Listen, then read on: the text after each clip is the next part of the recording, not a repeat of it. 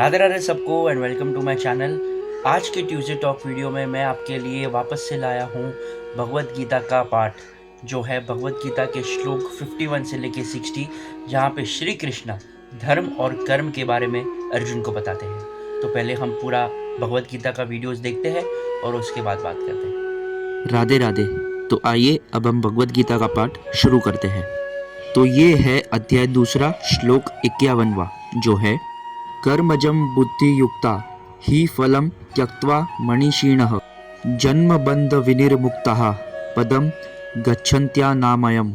यहाँ श्री कृष्ण अर्जुन से कहते हैं कि हे अर्जुन, जो भी इंसान डिवोशनल सर्विसेज में अपने आप को डाल देते हैं और मेरी शरण में आ जाते हैं, वे इंसान को कभी भी किसी भी रिजल्ट के बारे में डर नहीं लगता, क्योंकि वो रिजल्ट के बारे में कभी भी सोचते ही नहीं और अपना सिर्फ कर्म करते जाते हैं।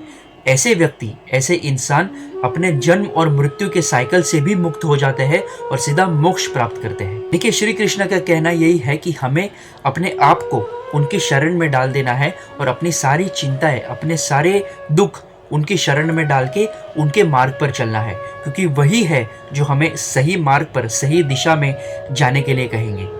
इसीलिए भगवत गीता की निर्माण हुई थी। अब आगे देखते हैं कि श्री कृष्ण अर्जुन से और क्या कहते हैं। तो ये है अध्याय दूसरा, श्लोक 52वां, जो है यदा ते मोह कलिलम बुद्धिर्व्यतितरिष्यति तदा गंतासि निर्वेदम श्रोतव्यस्य श्रुतस्य च। यहाँ श्री कृष्ण अर्जुन से कहते हैं कि हे अर्जुन, जब भी कोई भी इंटेलिजेंट व्यक्ति एक कंफ्यूजन के दिमाग से बाहर आ जाता है तो एकदम डिफरेंट पर्सन बन जाता है, उसका पर्सपेक्टिव एकदम डिफरेंट हो जाता है। तभी वो जितना भी कहा सुना जितना भी होता है उससे एकदम डिफरेंटली सोचने लगता है, क्योंकि वो कंफ्यूजन के परे हो गया है। इसलिए तुम भी ये कंफ्यूजन के फॉरेस्ट से, ये कंफ्यूजन के जंगल से बाहर आओ और सच्चाई को देखने की कोशिश करो अर्जुन। हम भी बहुत बार बहुत ही डिल्यूजनल और कंफ्यूजनल स्टेज में चले जाते हैं, जहाँ पे हमें पता नहीं चलता कि आगे करना क्या है। इसी टाइम पे हमें श्री कृष्ण का ध्यान करना चाहिए और श्री कृष्ण के मार्ग पे ही चलना चाहिए, क्योंकि वही हमें सही मार्ग दिखाते हैं लाइफ में आगे जाने के लिए।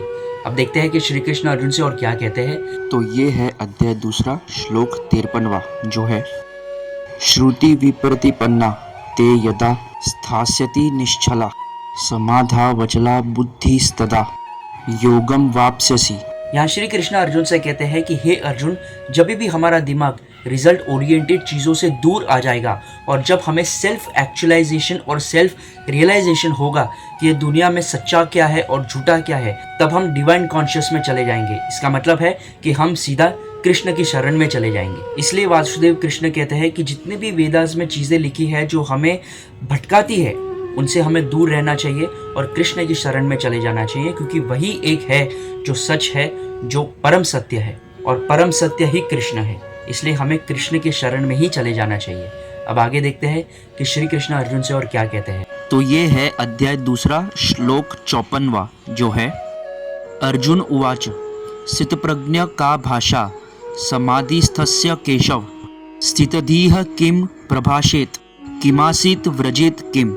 यहाँ अर्जुन श्री कृष्ण से पूछता है कि हे कृष्ण, जो भी इंसान स्पिरिचुअलिटी से जुड़ा होता है, जो भी इंसान आपकी शरण में होता है, तो उसके लक्षण कैसे होते हैं, वो उठता बैठता कैसे है, वो चलता फिरता कैसे है, उसका ओवरऑल कैरेक्टर कैसा होता है। ये अर्जुन का सवाल था श्री कृष्ण से। हर एक इंसान का एक अलग कैरेक्टर होता है, एक अलग व्यक्तित्व होता है, जिससे हम उस इंसान को डिफरेंशिएट कर पाए एक दूसरे से।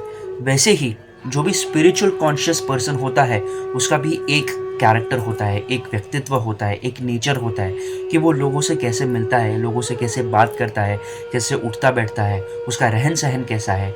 ये सारी चीज़ें बहुत ही मैटर करती है एक स्पिरिचुअल पर्सन और एक नॉर्मल पर्सन को डिफरेंशिएट करने में। और वो डिफरेंशिएशन क्या है, श्री कृष्ण आगे के श्लोक में बताएंगे।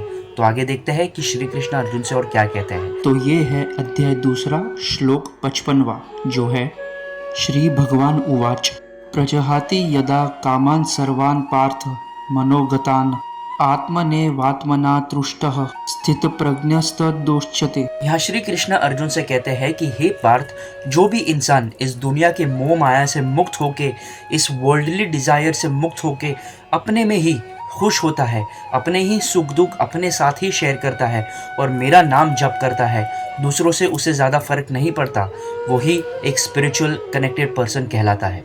देखिए यहाँ पे वासुदेव कृष्ण कहते हैं कि हम जब हमारे खुद से सेटिस्फाइड होना चालू हो जाएंगे, जब हम खुद से ही खुश होना चालू हो जाएंगे, जब दूसरों के नेगेटिविटी से, दूसरों के नेगेटिव कमेंट से हमें फ़र्क नहीं पड़ेगा, तब हम श्री कृष्ण से जुड़ जाएंगे। क्योंकि श्री कृष्ण ही है जो हमें हमारी लाइफ में सुख देते हैं या दुख देते हैं। तो जब हमें उसी चीज़ों में सेटिस्फैक्शन होने लगता है, तब हम एक स्पिरिचुअल कनेक्टेड पर्सन कहलाते हैं। श्री कृष्ण अर्जुन से और क्या कहते हैं, हम आगे के श्लोक में देखते हैं। तो ये है अध्याय दूसरा श्लोक 56वां, जो है दुखेष्वनुद्विग्न मनः सुखेषु विगत स्परः वितराग भय क्रोधः स्थितधीर मुनिरुच्यते।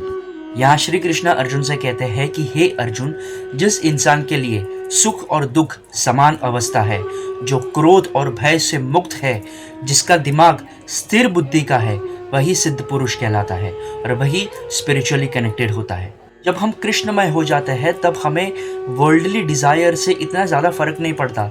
तब हमें ये भी फर्क नहीं पड़ता कि हमें कौन क्या कह रहा है, हमें कोई अच्छा कह रहा है, बुरा कह रहा है, हमें उससे कोई मतलब नहीं है। हमें सुख दुख से इतना कोई मतलब नहीं है, क्योंकि सुख दुख क्रोध भय जितनी भी फीलिंग्स है, वो सारी कृष्ण की दी हुई ही फीलिंग्स है। तो अगर वो कृष्ण की दी हुई फीलिंग्स है, तो हमें उस पर ज़्यादा रिएक्ट भी नहीं करना चाहिए। यही श्री कृष्ण कहते हैं कि ये पहचान है स्पिरिचुअली कनेक्टेड पर्सन की। अब आगे देखते हैं कि श्री कृष्ण अर्जुन से और क्या कहते हैं। तो ये है अध्याय दूसरा श्लोक 57वां, जो है यह सर्वस्त्रा नभि स्नेहस्तत् तत्प्रप्य शुभाशुभम नाभिनंदति न द्वेष्टि तस्य प्रज्ञा प्रतिष्ठिता। यहाँ श्री कृष्ण अर्जुन से कहते हैं कि हे अर्जुन, इस दुनिया में अच्छाई और बुराई दोनों होती है, लेकिन जो इंसान इस अच्छाई और बुराई से अनअफेक्टेड रहता है, मतलब कि उसे इस दोनों से ही कोई भी फर्क नहीं पड़ता और ज़्यादा वो उस चीज़ पर रिएक्ट नहीं करता, वही इंसान स्पिरिचुअली कनेक्टेड पर्सन कहलाता है। देखिए, अच्छाई और बुराई तो दुनिया में आते जाते रहती है। अगर इस संसार में आए हैं तो सुख दुख अच्छा बुरा हमारे साथ होते ही रहेगा।